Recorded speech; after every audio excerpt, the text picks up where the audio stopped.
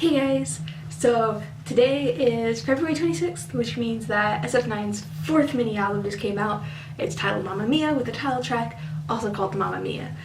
And I'm super excited for this because this album also has their fan song called Dear Fantasy. Fantasy got to input our own words that we wanted into keywords, and they took those keywords and wrote them into the song themselves.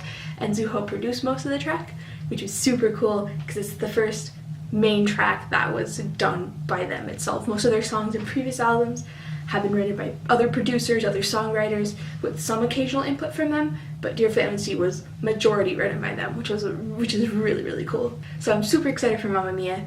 I was actually on Twitter a couple days ago, and I was just scrolling through, and Dingo had shared this post, and I was like, okay, let's go watch it. And I clicked on the video, and it turned out to be their performance at the Megabox Coex event, and I was like, dang it, I didn't want to see a spoiler.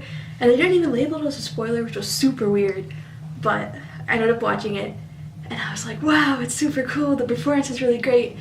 And then thankfully they had their V-Live on the 25th, and they were like, oh, the choreography is different, we purposely made it worse so that it isn't the actual thing, and so you would look forward to our showcase. So I woke up this morning, saw the showcase, and it was really great. All their songs were really good, and they're definitely starting to come out of their shell more.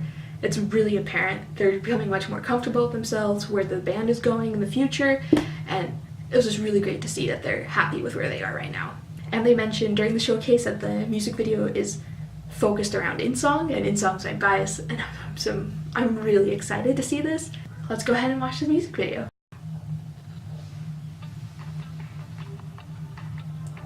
Oh, it's cool. It's like a security camera footage. Oh, we get more Rochan. Yes, Rochan. Oh, should I just... Oh, so they're trying to tell more of a story through this video. Oh, In-Song, yes. Oh, did they rob it?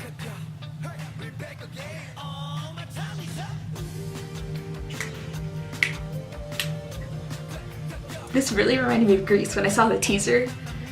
I don't know if it's the way, I said it was the way Rowan was dressed, like with the hair, but it really reminds me of Grease. I'm really glad they're giving Jaden lines. He's a really good singer.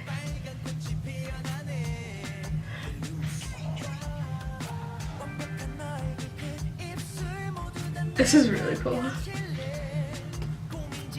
Oh, that car is so nice. It's cool that they have the same couple settings, but they're telling a story throughout it. Oh, this break.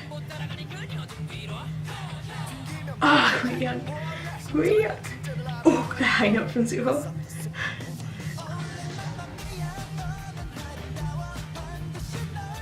Oh, it's like a freestyle dance. Oh, it's cool. They still have the whole sun theme that they had in Osolia Mio in that scene.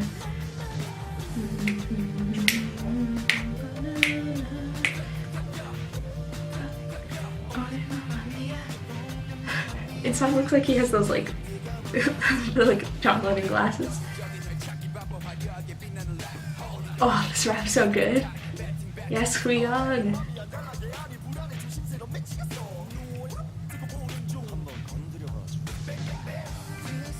It's cool they broke the beat down at that part, just to the bass, and now they bring the guitar back in. And so he's trying to steal his car.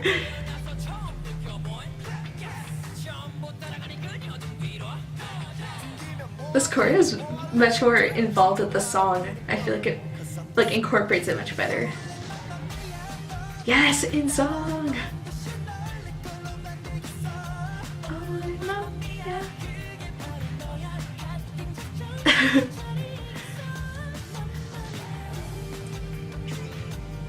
I really like the story they're trying to tell. It doesn't take away from the song, and the choreography fits it really well. But they're still telling the story throughout it. Ooh, this bridge. Oh, his voice is so high, it's so good.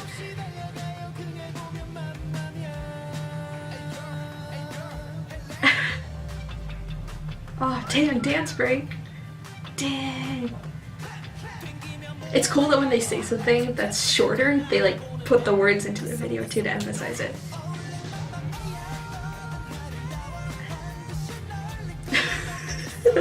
The one singing his bird.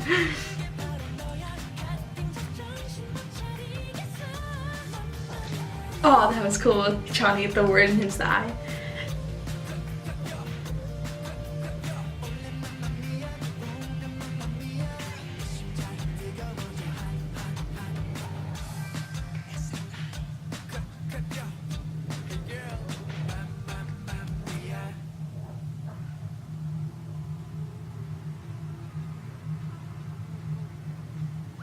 Oh, it's not just stole the oh, little comic laugh that they're putting at the end. Oh, that's so cool. That was really good. I really liked the way that they told the story and it didn't detract from the song itself. The set design was really cool. It's definitely retro. They're trying to go for that retro like 70s feel, and it definitely comes across.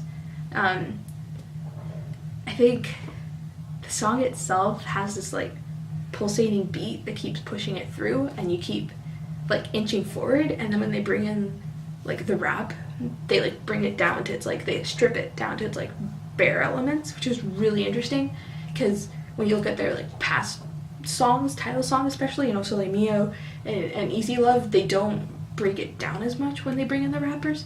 They keep it much more rigid of what they're doing. They've kept the song pretty like flowing well throughout the previous tracks, and this one I think I personally enjoy a lot more because it has such distinct parts based off of who's going at what time, and that's something that I tend to really like. If you watch a lot of like 17 or EXO does it too, where they break down the song depending on who's there. And I think that's something that's really interesting, and I think it fit the way that they're going with the song. I found it interesting that in Mamma Mia especially, Taeyong doesn't have that many lines. He's actually one of the people with the fewest lines in the entire song, which is strongly contradictory to what they've done in the past. Taeyong always has had that main vocal lead part, and I found it interesting that they focused more on Rowoon this time. And I don't know if it's because Rowoon's starting to become more popular because he's done more shows, movies, everything outside of the group, and so they're trying to appeal to people by putting him in the front more.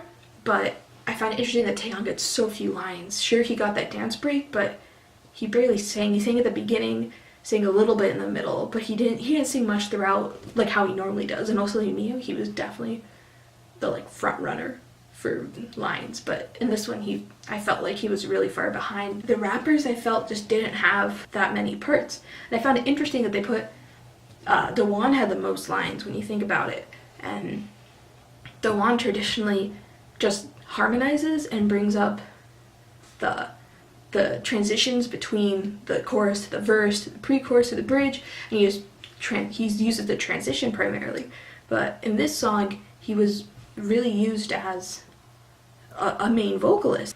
I think they're trying to experiment more with who they can bring out to the front and who can carry the song throughout, because we all know that Taeyong can do it, and I think they're trying to showcase other people and hope that that possibly brings the group something more in the future.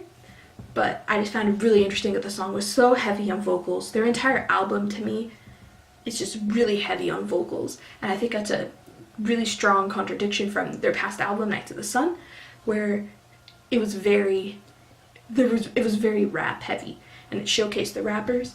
And on this one the raps were good and they were there, and when they were there they were really good, but there were very few of them and they were very spread out between the members who rap. And when you have a group that's 9 people and you have so many rappers, having so few rap parts really makes it difficult to see them stand out. I thought the choreography was really cute, supposed to be a soft song, and it definitely has that element to it. It has that softer style when you compare it to like Easy Love, Fanfare, Watch Out.